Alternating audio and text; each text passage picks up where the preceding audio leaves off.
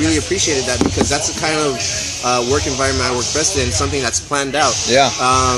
My girlfriend, she's more like, oh, we'll just shoot or do things as we go on. Right. But that just ends up making the whole experience longer, and then you're out there frantic, you know? Yeah. It's like showing up to a race, and it's like, you got 10 seconds to get to the starting line. It's like, oh, shit. Right, right. But with this, it's a lot better, where we can actually, you know, plan things out like a storyboard. That's exactly what I did with this. From the get-go, from this video, the original idea was I wanted to storyboard this because I had a vision of what I wanted, and in order to get that vision, I knew what I needed was a couple of things to throw in there, just so that at the end of the day, when we go out there to film it, it doesn't have to be in order, but we have these ideas so that, okay, there's still some spontaneity to it. Right there, we can do that one shot right there. Yeah. Okay, that right there, we can do that other shot right there. Like, that's kind of what helped me a lot. And then the fact that being on the cusp like that and not being too rigid to your script, not being too rigid to your storyboard, that let some magic happen. Like the natural moments, like, dude, put the camera right there on that gravel, right on the floor. Let's come right to it. Like, that was cool. And that wasn't even one of my shots.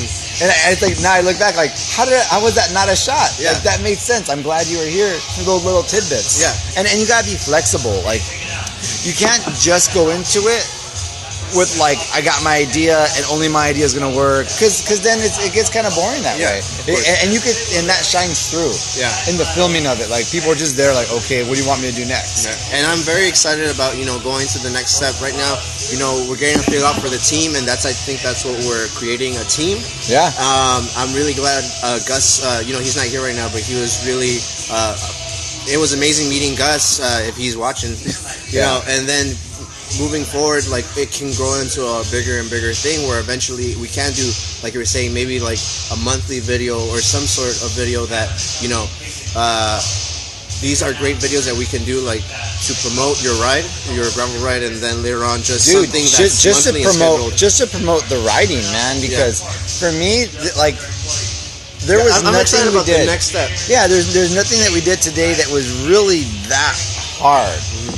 But I had a great time, and if we would have done that whole loop just playing around, it still would have been a lot of fun. So that's why I kind of like the whole gravel thing, because, all right, look at this street, let's go on this street. Oh, look, we can take that street to this one dirt section, take that to this, and then you can combine not just a road ride, not just a mountain bike ride, but you can actually do more as a whole and enjoy it. Because sometimes, like, if you're doing dirt, it's kind of like, oh man, I gotta ride to that one section, and I gotta ride, you know, on that street to get to that other section, and those are the not fun parts, right? But if you think of it like gravel, you choose the roads differently. You're not just taking the A to B route. You're taking, like, the routes that are, like, fun. Like, oh, we can do this section over here. We can do that section over there, and then it makes it more enjoyable. And I'm really glad we're in La Mirada, because this is a great place where you can take advantage of all of that.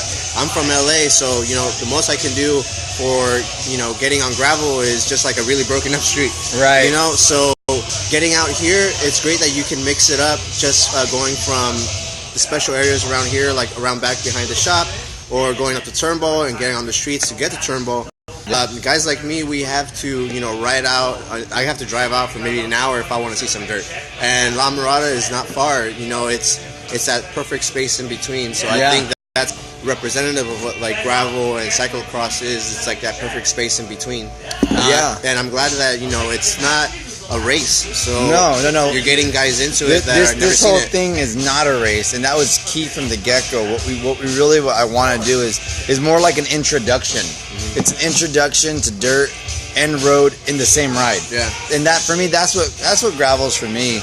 It's basically like planning out your day and thinking what's a cool road and what's some cool dirt sections, and going that way. And I'm really glad, you know, the Cyclery is very supportive of these kind of things in this ride, because me personally, that's why I came here. And I got plenty of bike shops around me, but I'd rather come all the way over here, because the Cyclery has that background, and they know what we want, and they've been there. And, you know, I'm glad I met you here at the shop, because I didn't know anybody else that ride. It's the nature. It's kind of the culture of the shop. The culture of the shop is like, you got Steve, the owner, who's the owner, but he's still riding bikes, and he rides road, and he rides mountain bikes, and he races mountain bikes. Yeah. Paul is a bike builder. He builds he makes bikes. Like not just builds them together. Like he literally gets the welding torch and he solders. He's making like. Hey, speaking of making bikes, Torelli, dude, what's going on, Torelli? One of my first bikes I ever had was a Torelli bike. Yeah. And of all the Torelli bikes I could have had, it was not a steel bike. It was actually the Torelli Montefalco. And it was a beautiful bike. Yeah. That's the one bike I'll never sell. Yeah. It was from the Newhall Bicycle Company in Santa Clarita. May they rest in peace. He's moved on. He's doing something else. Roger is. But man, yeah, that was a great bike, and they make great steel bikes too. And I'm talking about like really legit competitive weights with like. Yeah. With what Roger did.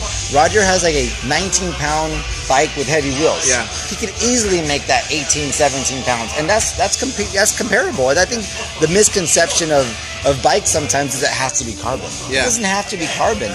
Steel is real, dude. Aluminum is real, even. Yeah, and I'm really, glad you brought that up, just because that's what, this kind of ride is. It's something brand new that can really open windows up to like new things. For example, one thing I see a lot of guys do is I've seen some guys ride cyclocross and gravel on these single speeds, and me in my head it's like, how do guys do it on single speeds? Right?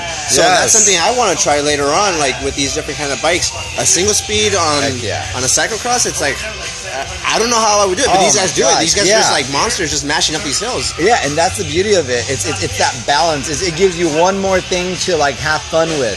And that's what's cool. Like, there's so much riding out there. There's so much you can actually do that's really fun. I mean, we had Gus on a full suspension mountain bike. Yeah, and like you brought it up, we had the 3 different bikes going in. Yeah. We had a cyclocross bike, we had a gravel bike, we had a mountain bike. And a full suspension mountain bike like that. So, and everyone had a good time because it's in the spirit of the riding that you enjoy yourself. I mean, there are fun courses, and that does help, but the reality is, if you're there to have a good time and you're with good people who have an open mind to whatever the ride is, who want to go and they're not afraid of a route on road or a route on dirt, and they really just want to enjoy themselves, and you kind of keep it in mind, you can have so much fun. You can really have so much fun just doing that one simple thing, riding your bike like you're a kid. Yeah. When you're a kid, you didn't say, whoa, I don't know, I'm going to go to a park, but I'm going to stay on the sidewalk. Yeah. No one did that. Yeah. You were like riding in the park, you were enjoying yourself, and all of a sudden you see like some dirt hill, and you're like, I'm going to ride down that dirt hill. Yeah, no, speaking of which, I was at a mountain bike park back when I was on vacation during winter. Dude, these kids were mashing. Like, I'm trying to, like, get up these, like, small, like, berms, trying to up these small jumps. And, like, the parents who are, like, trying to get their kids into it, they're bringing their kids in there. There's this kid had a Specialized bike. Like, I'm pretty sure this little, like, 8-year-old had a, like, more expensive bike than I did. But I'm just glad that, like, more kids are getting into it. And, like... Dude, and that's the beauty of it. I think, like, the bikes now are so much nicer than the bikes before in the sense of what they can do and at the price they can do it. They've been making really nice bikes since the dawn of time. Like, a steel bike has been legit and unchanged almost in the last 100 years. Because, I mean, people don't know that, but in the 40s, you could make a 19-pound bike. Yeah. Like, you could do that, but the prices come down so much that everyone can have a nice bike, for a couple $100. Yeah. And of course, because we are who we are and we're enthusiasts and we love this stuff, you can go the other route and spend $5,000 on the bike and then love every bit of that. Yeah. And love it the same way in a way, in the same sense. And what I like about this ride is, like, you don't have to have those expensive bikes to come along to this ride. You get that beginner bike, and then you ride along and you say, hey, I really like this, and you just keep riding and, see where the road takes you. That's exactly it. See where the road takes you, or the dirt. Yeah. See where the road or the dirt takes you. Yeah. And that's what's really fun. And, dude, today was great. Getting back to the whole moving forward and filming thing, yeah, I like that idea. I really would like that. Love the idea of actually doing like a monthly to once every 3 months show. Yeah. Like a little kind of like sit down with a couple of people, talk bikes, talk about what's been going on in racing. Yeah. And not like so-and-so's winning and so-and-so's. No, like so-and-so, hey, you were there, you did that race. Yeah. What was it like? Yeah. That kind of stuff. Like, that way people have a better idea of what races are around here locally. Not just what the pros are doing, but also what the pros are doing. Yeah. No, yeah. But not just what they're doing. Like, it's just an idea of, like, oh, hey, have you been riding? Yeah, I've been riding locally. What have you been doing? Been doing a lot of road. Oh, yeah, what road are good right now? What have you been doing? Oh, yeah, this is really fun. That's really fun. I'd like to do that at least once every so often. And I like that the cycling community is big on YouTube, it's big on Instagram, it's big on social media. But it is a community, and what I want to see more on social media is more people together. It's, instead of saying, here's a video of, what I like to do on the bike, this and that. Well, how about the other cyclists, So get on film the actual community, and that's what I like. When you take videos at the shop, there's the guys. It's not just you saying, this is what I did today." It's you and the guys talking about what you did that day. Yeah, and that's the thing. Like, real community. Have a couple people. Yeah, have a couple people, and I think that's the trick. The trick is when you get enough people who are riding bikes, who are there, who know a thing or two, who whether it's like, because I'll tell you right now. One of my favorite all-time people ever for knowing a bike route didn't work at a bike shop. He wasn't a mechanic, but he rode so much. He knew all these really cool spots. Yeah. That's the information we need. We don't. And I'm a mechanic, and yes, I work at a bike shop and stuff like that. And I'm also a big-time nerd for this stuff. But people are constantly telling me about cool areas and cool sections to ride, and they're not that. And I think that's the thing. Like, we can't just glorify the people who are like all up in it. Dude, the dudes out there who's riding can teach you just a little bit something that you didn't know. Yeah. And if you have that open mind to I just want to ride cool stuff.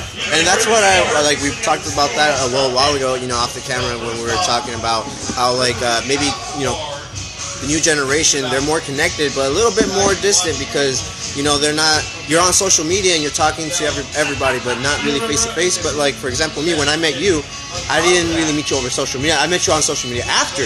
Yeah. So first I looked up, I was like, I want to find a new bike shop. I came over here to the cyclery, and then I met you, and then we started, heading off from there. And then I didn't meet Gus online first. I met Gus in person, and that's what I really like. That this social media is like a door, right? It's not that it all goes on social media. It's a door for people to come together. Just like this bike ride that you're making, we're promoting it. It's going to be all over social media, but it's going to be meet in person. Yeah, on social media, so you can meet in real life and ride together in real life. So I made new friends today with Gus. I was talking to Paul today. So it's really about that. It's like getting guys together to meet up on social media and then meet in person. So Torelli, of course, beautiful Torelli still is asking about, don't forget the beer.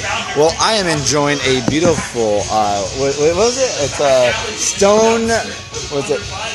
I don't know what Voltrail or Ventrail. The point is, when we show up, we try something different, right? Yeah, we did. Just like a good bike ride. Yeah. Show up and try something different. Yeah. Cheers. I went to the old Reliable. I got my Lagunitas IPA. Lagunitas is good. If it's there, I'll take it. Right. Yeah, I think that's the cool thing. I'm really stoked about it. Today went so well. I couldn't have had two better partners in crime today. Gus, Rob. We went out there and we rode a loop that would, you could easily kind of pass by that loop and think there's not a lot to ride there. Oh, that might be kind of a boring section, but we found it. Oh, yeah. It just goes to show that with the right mindset, you can have all kinds of fun in an area that you've been to 100 times.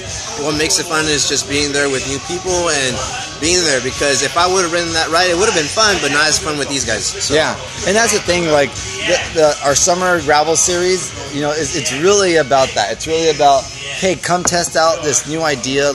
And for me, it's an idea. You don't exactly need a gravel bike. Does a gravel bike help? Is it fun with a gravel bike? Yes, because it is kind of the best of both worlds. You look at a Cannondale Slate. You look at the Giant TCX. You look at the GT Grade, which I'm riding, and these are all bikes that everything we did today was really fun because it's still challenging on the dirt side, but then when you're on the road side, it's still very fun too. But it just goes to show, what if you have a full suspension mountain bike? Come along, because Gus did it today and he had a blast. Yeah. So it's is there a way to do more? Well, we're cyclists, and Campy just invented a 12th gear. So, on road, because SRAM was first on dirt, right? Okay. Yeah, there's that. But yeah, so there's always that next limit. There's always that next thing you're going for, and that's just human stuff, right? That's just people being people. But you don't have to be that like. There's no, baggies, or Lycra. Well, we did both today. Yeah, we did both today. Like mountain bike helmet or road helmet. Yeah. We did both. How about a cross country bike? That'd be great. Yeah. Hardtail. Yeah. Come along. All I got's a cross bike. Come along. It doesn't even matter because that's the idea of this ride. The idea of this ride is like, forget what you think you have to do or what's socially acceptable, or if you shave your legs, you don't shave your legs. Yeah. If you got a beard or you're clean shaven, it's about having a great time and just really doing it. Yeah, and that's one thing we will emphasize during the ride. I mean, if there are parts where you have to walk up the hill, we're going to ride along with you. We're not just going to ride past you. We're going to stop there and, push you along because that's what it is. It's about community and just showing you something different. You won't be alone. Yeah. I've walked many a bike up a hill. Yeah.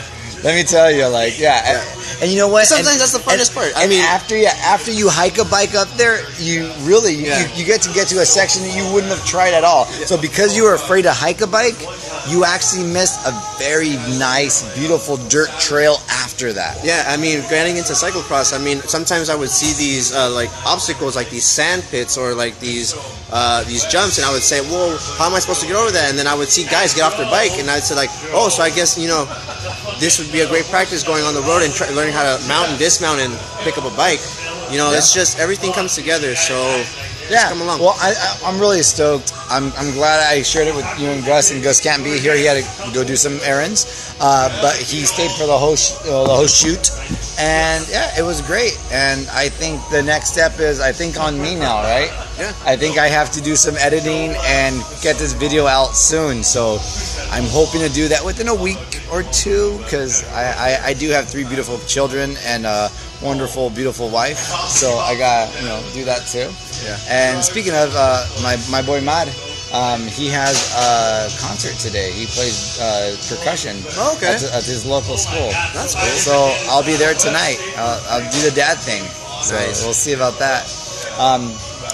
So thanks a lot. And hope you got some insight to just what we did today and how we do. I'm going to see you next time. Peace.